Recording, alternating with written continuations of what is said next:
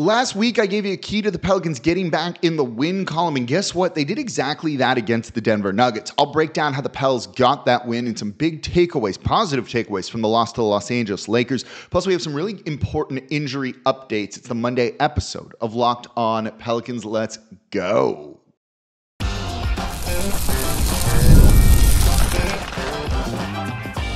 You are Locked On Pelicans, your daily New Orleans Pelicans podcast. Part of the Locked On Podcast Network, your team every day. Welcome to another edition of Locked On Pelicans, the daily podcast covering your favorite team, the New Orleans Pelicans and NBA. Part of the Locked On Podcast Network, your team every day, available wherever you get your podcasts and available on YouTube. I'm your host, Pelicans Insider, credential member of the media, Jake Madison, at NOLA Jake on Twitter. Here with y'all on this Monday. Pelicans go 1-1 over the weekend, but some really positive signs from the team. And they're still in the thick of everything, despite the way the season's going. And there might be some reinforcements coming back to this team really soon. We're going to break it all down in today's episode of Locked On Pelicans, brought to you by FanDuel. You can start the season with a big return on FanDuel. New customers can place a $5 bet, and you will get started with $150 in bonus bets if you win your first $5 bet. Visit FanDuel.com to get started. And, of course, thank you for making Locked On Pelicans your first listen today and every day. We're here Monday through Friday, the #1 Pelicans podcast coming to you like nobody else does.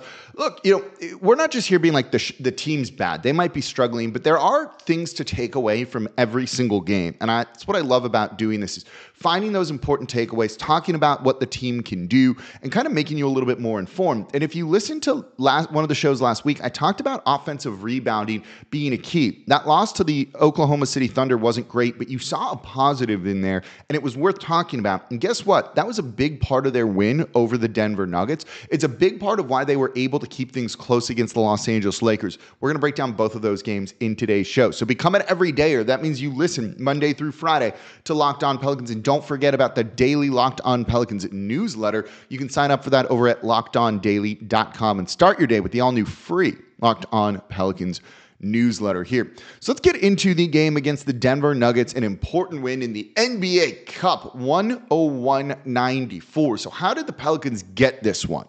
So first and foremost, look, it helped that Nikola Jokic wasn't playing, was away from the team for personal reasons. It was a little weird that they didn't have Michael Malone, who was also away for personal reasons, but those personal reasons were watching his daughter play in the state volleyball tournament. That was just like I wonder if the NBA is going to come down hard on him for just straight up skipping a game. Both hilarious and disrespectful for the New Orleans Pelicans, but they seem to take that message to heart because they came out to play in this one. And there's two big reasons why they won this game. One is a really good performance from Brandon Ingram.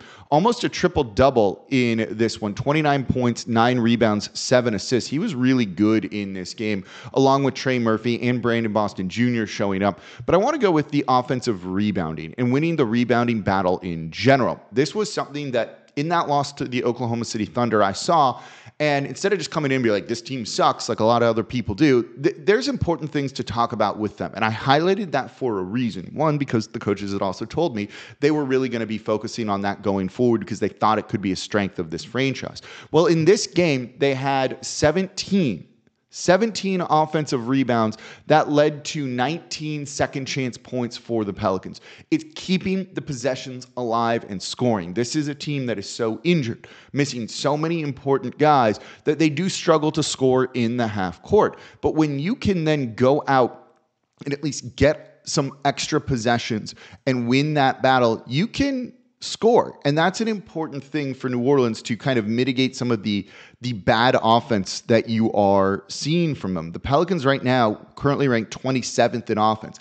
Anything you can do to generate some points, to score, is a really important thing.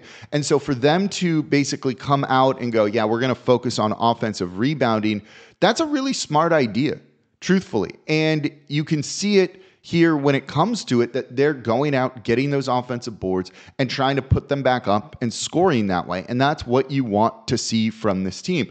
Yves Missi has been really good on the offensive glass for the team. He had 6 offensive rebounds in this one. You had Jeremiah Robinson-Earl, and we'll look at him a little bit more in tomorrow's show, along with Trey Jemison and Missi, kind of the bigs in general. He had 4 offensive rebounds. Trey Jemison had 2. Jalen Noel had 2. Guys were crashing the offensive glass to keep those possessions alive.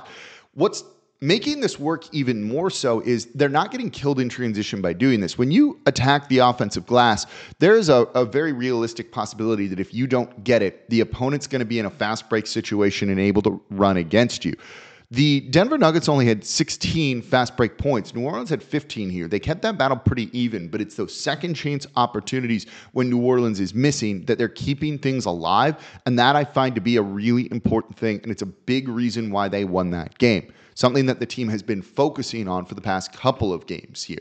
Now, it was also Brandon Ingram being just Brandon Ingram and doing well. And while I don't love some of the shots that he's taking, he was really good in this game. He did cut down on some of those mid-range jumpers, even though they exist, but he was taking threes. He was trying to get to the rim and score, something he hasn't been doing as much of. And you saw that actually carry over a little bit against the Los Angeles Lakers, though he struggled with that.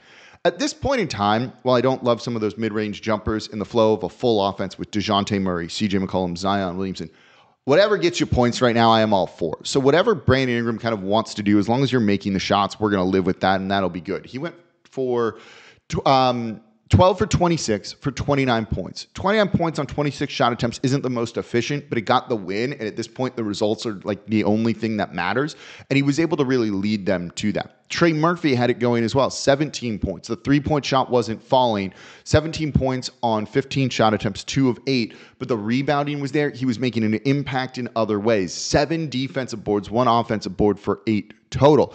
And then you have Brandon Boston Jr., who's thrust into a role that's far too big for him. More on him in the next segment here. 19 points on 13 shot attempts. He was really good in this game. Dishing the ball, rebounding the ball, scoring when they need him to. This was a pretty complete performance from the team. And even in the fourth quarter, and late in the third too, you saw some adjustments that the team made that I thought were pretty smart, right? Like there was some really good coaching from Willie Green and the staff in this game, where one of the things that I told you, we talked about the offensive rebounding last week, and I said I'd like to also see Brandon Ingram get the ball in the low block and kind of almost in a post-up situation and let him either score or look to pass out of that. You saw a little bit more of that in the fourth quarter of this game. You saw Jeremiah Robinson-Earl kind of doing it too, and some of the other bigs trying to facilitate out of those post situations. It gets the defenses moving because you're closer to the basket. They feel they need to throw 2 at the ball, and as long as people are moving, then someone's going to be open and you can find that shot. And you saw the Pelicans do that in this game. They were doing a really good job of moving the rock and trying to find ways to score and break down that Denver defense. Look, Denver shot poorly in this game. 27% from 3. That's not going to get you very many wins, but New Orleans didn't shoot much better than them either. So when you look at that being kind of equal, and for the most part it was here, New Orleans did a really good job to get this win. I don't care that Jokic didn't play. I don't care that Michael Malone wasn't there. You just get wins however you can get them, and New Orleans did here, and they had the right kind of energy, the right kind of effort. I was really pleased with what we saw from the team in this one, and it was just nice to get a victory again. Now, they weren't able to get the win over the Los Angeles Lakers, but that game was close, 104-99. That was probably closer than that final score indicates. Let's break down what happened in that game and some positive takeaways from that too, because there's a real big one that I think you've got to know about. That's coming up here next in today's episode of Locked On Pelicans. Today's episode of Locked On Pelicans is sponsored by BetterHelp. Look, I want to shout out everyone who comes up to me at the arena and says, you're an everydayer. I love talking with all of y'all, saying hi, even if it's just for a minute or two. And it's really great to meet a lot of y'all in person. And I appreciate all the love, all of the support here. This month is all about gratitude. And along with all of those people who I just shouted out, one person we don't get to thank enough is ourselves. And sometimes it's hard to remind ourselves that we're trying our best to make sense of everything. And in this crazy world, that is not easy. So here's a reminder to send some thanks to the people in your life, including yourself.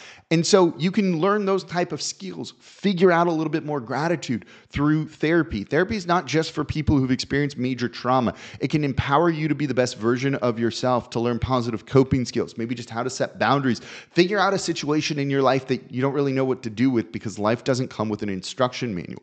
So if you're thinking about starting therapy, give BetterHelp a try. What I love about it is it's entirely online, designed to be convenient, flexible, and suited to your schedule. And just fill out a brief questionnaire to get matched with a licensed therapist and switch therapists at any time for no additional charge. So let the gratitude flow with BetterHelp. Visit BetterHelp.com/LockedOnNBA today to get 10% off your first month. That's BetterHelp, HELP.com/LockedOnNBA to get started.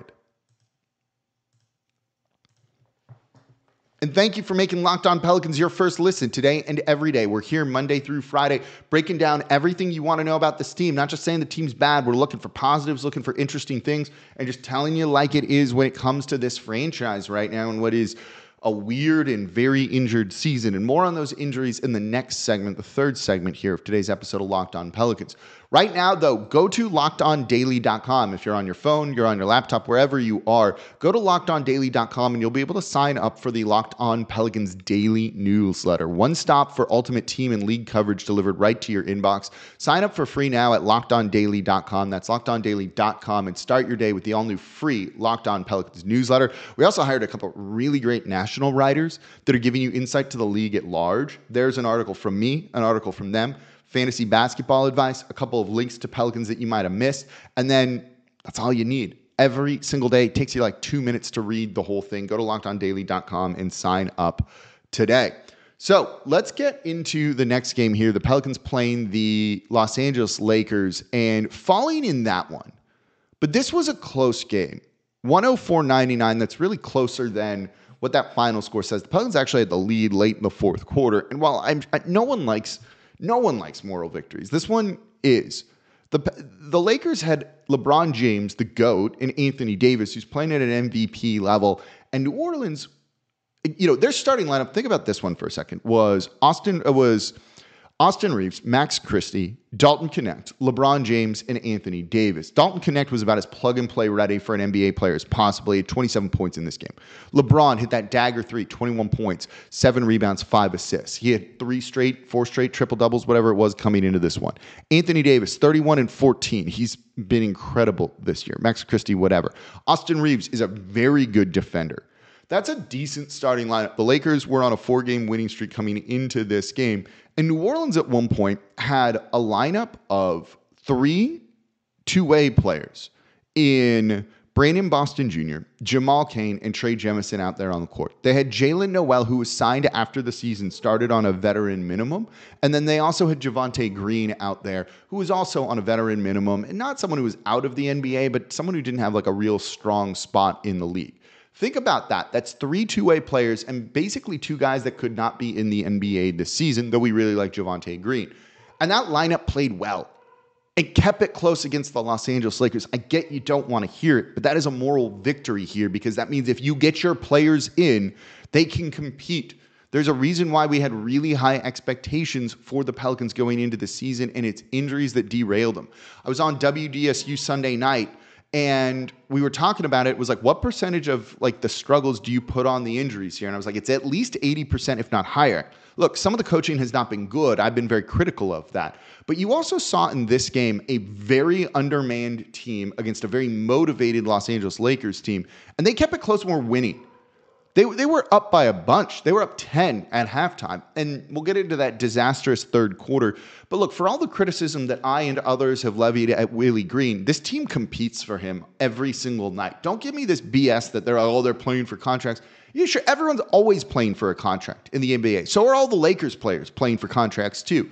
This team is fighting night in, night out. And the biggest thing that I've seen from them is they just don't have like 30-plus minute guys. Look, some of the ones that have played significant minutes in this should not be. Jeremiah Robinson-Earl should not be playing almost 33 minutes per game. Played 33 in this one. Brandon Boston Jr. basically played 36 minutes in this game. Jalen Noel, one of those guys that was about to be out of the league, almost 35 minutes. Jamal Cain on a 2-way deal, over 20 minutes. Trey Jemison, over 19 minutes. Those guys are like 10 to 15 minute per game guys for the most part. And they're having to really step up. Brandon Ingram on the second night of a back-to-back played 38 minutes. That's incredible from him. He was good. I don't care about the 7 turnovers that he had. 32 points, 8 assists, 4 rebounds, 3 of 5 from deep. And he got to the line in this game. And something that he hasn't done a ton of recently. He was 7 for 9 there. These were good performances by a team that is just shorthanded and therefore won't win games. I've said this on the show before, and I'm going to say it again because it's a really important point. Guys just aren't. Look, Brandon Boston Jr. playing 36 minutes is not going to be good. You're going to hit diminishing returns after a certain point. And I use this as an example with how they used Drew Holiday years ago. They learned that he could not play more than 8 minutes at a time. So you put him in for 8 minutes, you pull him. The 9th minute, the 10th minute, if he did that, the play would just take a nosedive and he would start hurting the team, even if he was a positive before that. You've got to be conscious of some of these guys just shouldn't be playing 36 minutes. Brandon Boston, look, shouldn't be starting. I like him as a guy off of the bench, but he's effectively the starting point guard for New Orleans. So when you ask him to do too much, you're going to get nights where he goes 4 of 12 for 12 points. That's not good. He crashed down a little bit to earth in this one, but they're just asking too much of him, especially on the second night of a back-to-back. You replace Brandon Boston Jr. with Dejounte Murray, and this looks completely different. Murray is a guy that you trust to play that amount of minutes and be successful in all of them. And then that shifts Brandon Boston Jr. to a role that he's better suited for. And then you don't get these type of performances. So things start to fall in place when you get guys back. More on the injuries and the updates from that, because you're going to start seeing some of them return soon. That's coming up in the third segment of today's episode of Locked On Pelicans. That's what you saw in this game, though. Them just run out of steam. That is why you're seeing this team be competitive for 3 quarters, 3.5 quarters, and then just really fall late. And yes, they might lose by 10 at that point, but it was competitive for the majority of the game. Learn some of these lessons now. And look, you saw them learn lessons in this. Let's touch on that third quarter. They scored 15 points. It was not good. That was a 14-point swing for New Orleans. It was 15-29 in that quarter. They really struggled. And a lot of that had to do with Anthony Davis and the Lakers' game plan to come in and just get Anthony Davis switched on some of the wings and guards for the New Orleans Pelicans. They were setting really good screens. They were forcing switches, and it gave Anthony Davis a mismatch that he could exploit. 15 points and 8 rebounds by himself in that third quarter. 15. He equaled the amount of points that the Pelicans scored in that quarter as a team. And then you looked at what happened in the fourth quarter, where New Orleans was now down going into that one for the most part, and they really battled back and kept it close. And so all of a sudden, they managed to limit Anthony Davis in that quarter just to 2 points. You saw them stop switching, fighting through screens a little bit, or switching better than they were and making it pre-switching so that you get the right kind of switch. There's a lot of chess game that goes into this, but if you want some coaching, they cleaned up what was going wrong in the third quarter, in the fourth quarter, and they were able to take the lead and fight. They're playing hard for Willie Green. So as much criticism as I've put on him, and I think that criticism is valid, I'm going to give him credit where it's due too.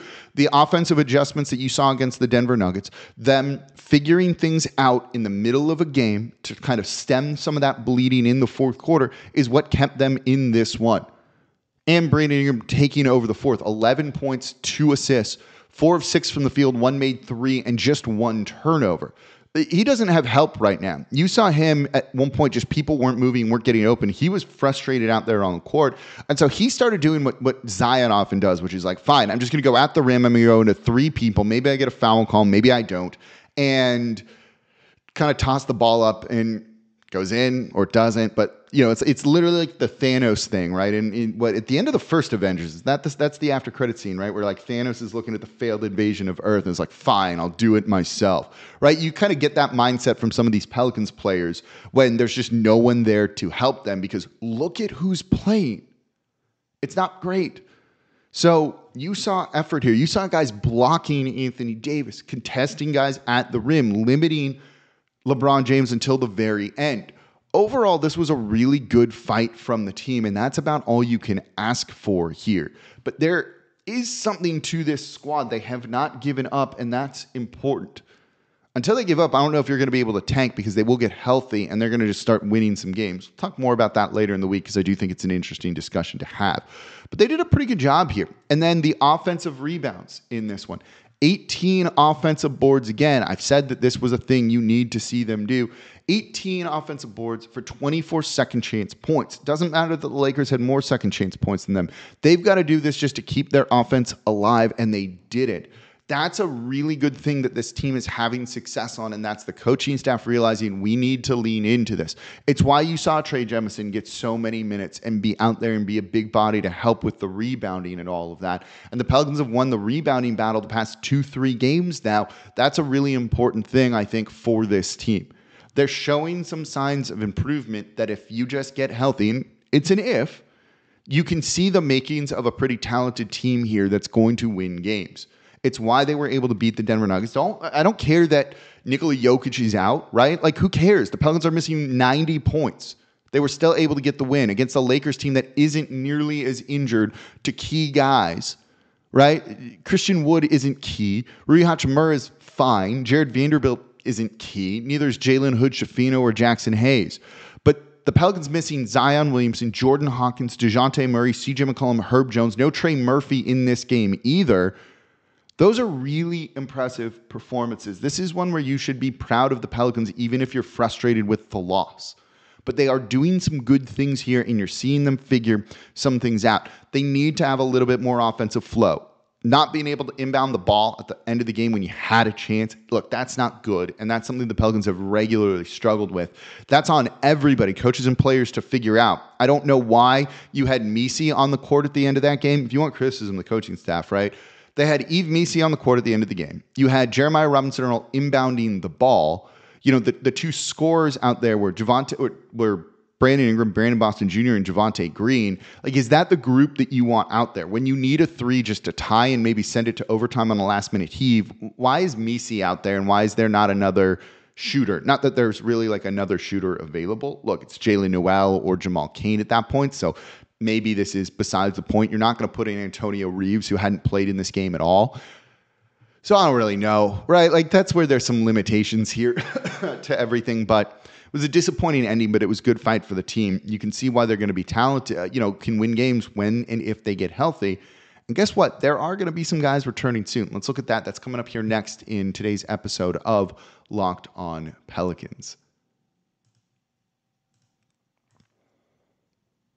Today's episode of Locked On Pelicans is brought to you by FanDuel, America's #1 sportsbook. Get ready to tackle all of the action with FanDuel, America's #1 sportsbook, because right now, new customers can bet $5 and get $150 in bonus bets if you win. The FanDuel Sportsbook app gives you everything you need to place live bets on the NFL and NBA all in one place. So when you get a hunch in the middle of the game, you can check out the latest stats, view live play-by-play, and so much more on the same page where you place your bets. They have the updated lines that are kind of always active during the game. So if you think a team has momentum in the second half, good or bad, you can get in on that action right then and there. So use what you're feeling and go make some money. And you can do that by just visiting FanDuel.com and joining today. And you're going to get started with $150 in bonus bets if you win your first $5 bet. That's FanDuel.com to get started. Never waste a hunch. Make every moment more with FanDuel, an official sportsbook partner of the NFL. And thank you for making Locked On Pelicans your first listen today and every day. We're here Monday through Friday, the #1 Pelicans podcast, covering everything you want to know about this Pelicans team. So please subscribe wherever you get your podcast. Join over 10,000 Pelicans fans on YouTube as well. Become an everydayer. That means you listen Monday through Friday. Now for your second listen, Saints beating the Browns. Look, I love it. Just get wins. I like winning games. It's fun. I understand want those draft picks and all that. But does that really kind of wreck the season? Ross Jackson, host of the Locked On Saints podcast, going to make sense of everything black and gold for you. So subscribe wherever you get your podcast. Part of the Locked On Podcast Network, your team every day. Make them your second listen today. Okay, so we looked at the two games over the weekend, and I think you saw some really good positive things from the New Orleans Pelicans over there. But are they going to get healthy, and what could it mean for the team? And the good news is I think you're going to start seeing some guys return sooner rather than later. The next man up is going to be CJ McCollum. Before the Denver Nuggets game, Willie Green said he was mainly doing 3-on-3, but some 5-on-5. And the way the Pelicans like to do this is before your return to play, you've got to play 5-on-5 and kind of go through all that contact and everything that comes from it. The fact that he's playing some 5-on-5 means he's really close to a return. Before the Laker game, he was going through a full workout, full warm-up, and looked pretty good. I think you'll see him back in a week and a half. I don't know if it's going to be this back-to-back set against Dallas and Cleveland, but maybe you see him return against the Golden State Warriors on Friday. But certainly next week, I would imagine he'll definitely be playing that game the Wednesday before Thanksgiving, which, by the way, is City Edition night for the new court. I've tweeted out a picture of the new Pelicans hat that you're going to be able to see. We'll have one hopefully up on the wall here. I don't know, that might be a fun game. Look, you might get other guys returning soon. So I think CJ's about a week to a week and a half, 2 weeks out. I think right after him, you're going to get Herb Jones returning. Herb has mainly been doing some stationary things, but I think he's going to kind of be graduating to more contact as that shoulder starts to heal, which good news is it wasn't his shooting arm. So that's an important thing too. After that, it's going to be Dejounte Murray.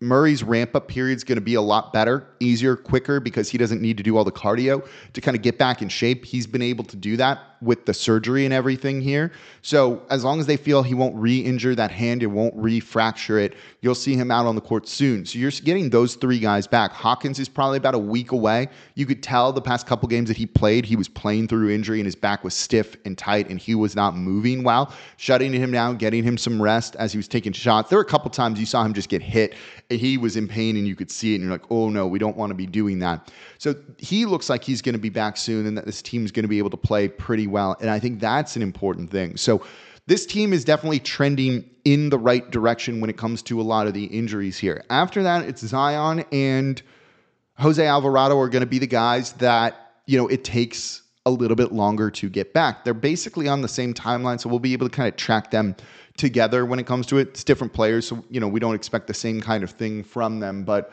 overall, I do think you're going to at least start to see some guys get back for the Pelicans. And look, that's a real important thing, and we need to see that kind of just health back again. On Zion not being there on Saturday, they said this was the plan. There were going to be days where he's with the team and days where he isn't on the second night of back-to-back. If they just want him to kind of rest, I think that's an important thing to keep in mind. These are doctor's orders when it comes to all of that. Look, that was part of it. With the Zion injury, I don't think there's anything nefarious or whatever going on. If anything, that's the most damning part of it, which is something I've said on the show here, and if you're a listener, you're aware of this, is he did all the right things and still got hurt, and that's a concern. Right? If you do everything right and it still leads to an injury, is this something that'll ever be fixed? And I'm not sure that the answer to that is yes. This sucks for him. He wants to play, but him not being there is more to do with rest and getting him back sooner rather than anything else. He's going through kind of rehabs and all of that every single day. And if he had a particularly intensive one that morning, they might want him just to kind of be home with the leg elevated or something along those lines. So keep that in mind, that he often does also go to the arena and get treatment during games too. That is a very real thing, that while the game is going on, he's getting some treatment in the locker room and the attention of the staff as well. So there's reasons for all of this. He might have been at the facility rehabbing the injury during the game. There's things that he can be doing. It's not just being lazy or anything like that. But there are going to be some people coming back sooner rather than later for this Pelicans team. And I do think that is a really important thing and something that we're really excited about. So hopefully they just get healthy sooner rather than later, kind of what it all comes down to.